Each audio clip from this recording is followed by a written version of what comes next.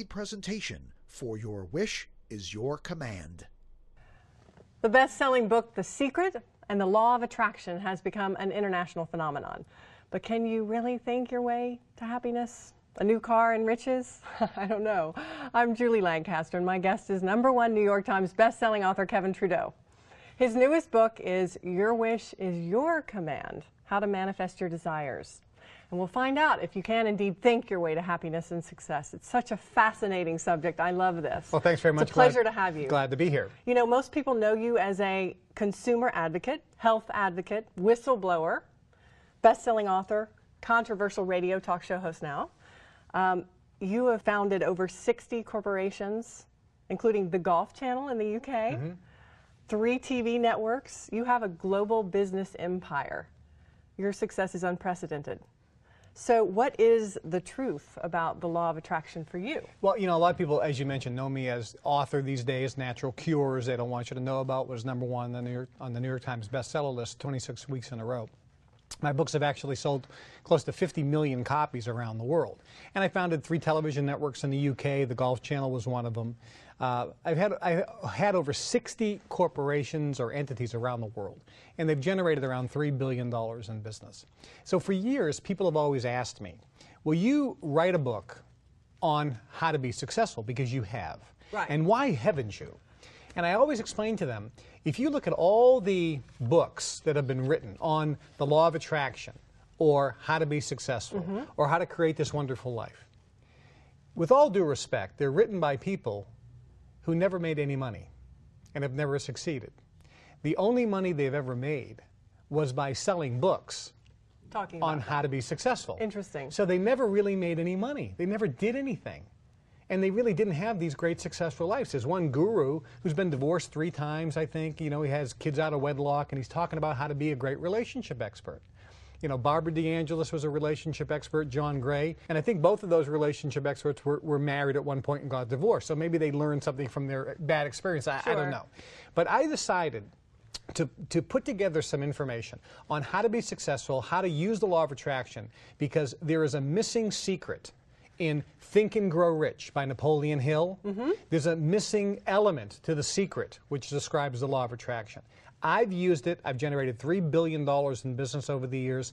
Friends of mine who have done even much more than that all use a very simplistically designed method to virtually turn your brain into a transmitter and receiver of frequency, and can virtually allow you to create in your life whatever you want. Now, what about all the people that try The Secret and think that they can think their way into a new car and it doesn't work, or they think they can get more money and it doesn't work? That's the problem with it.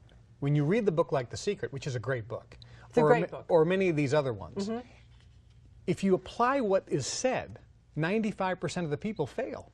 Why is that? Well, if you go back to the original book that was based on by Napoleon Hill. Now, Napoleon Hill, at the turn of the century, was hired by the richest man in the world, Andrew Carnegie. Oh, really? He was the richest man in the world, and Andrew Carnegie said to Napoleon Hill, I want you to study the richest people on planet Earth for the next 20 years, and then write a book about it.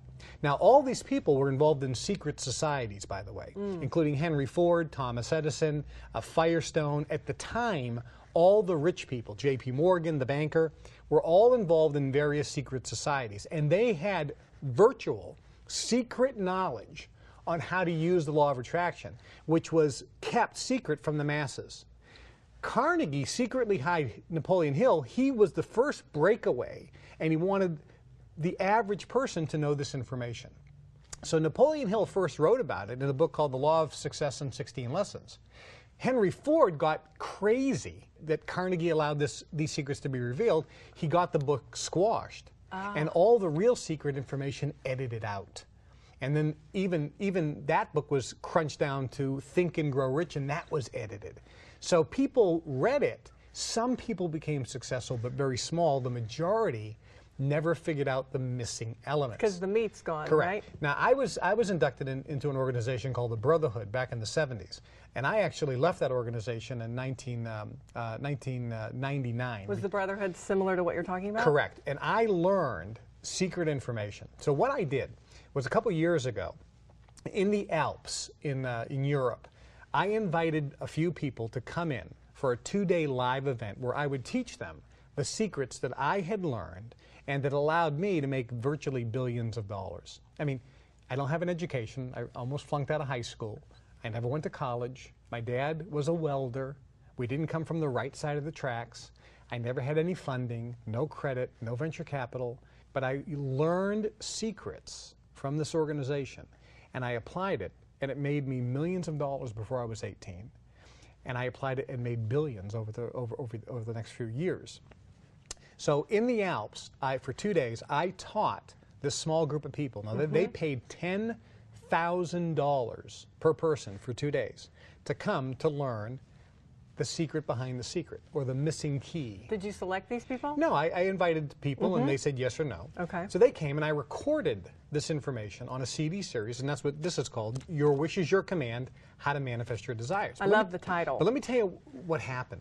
The people that came in generally were familiar with the law of attraction and the secret, but none of them had any success, as you'd mentioned, because there's a missing element. And what is that? Can Well, you that's say? what's on. No, It's I a can't. secret. That's the secret. So what happened was these folks came in, and some of the results were absolutely outstanding. Over the years, I actually taught this to people. One person went from living, he was bankrupt, living in his mother-in-law's house, to making over $1 million cash in the bank in the next 12 months by applying one of these techniques. It sounds impossible. No, it sounds that way. But when you look at person after person after person after person after person after person, and who is very successful, they are applying this either knowingly or by accident. Those who apply it by accident usually stop applying it, and those are the ones who make a lot of money and then it all goes away. And does it have to do with our thinking? It has to do with your thinking, and I'm going to explain that in just a moment. Now, this is the actual series, folks. It's a 14 CD series, and you can see all the CDs in here.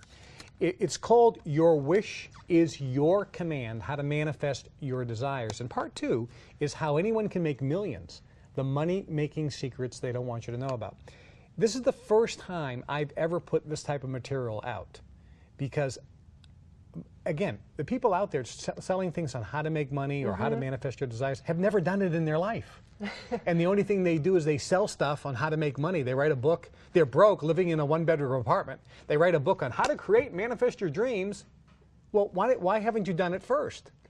So I did it first. You know, I launched television networks, 60 And you companies. were inspired because of your passion for your health scare, and then you found natural cures, and that was the beginning, right? That was one of the, actually, Okay. no. My beginning goes back to 1989 with Mega Memory.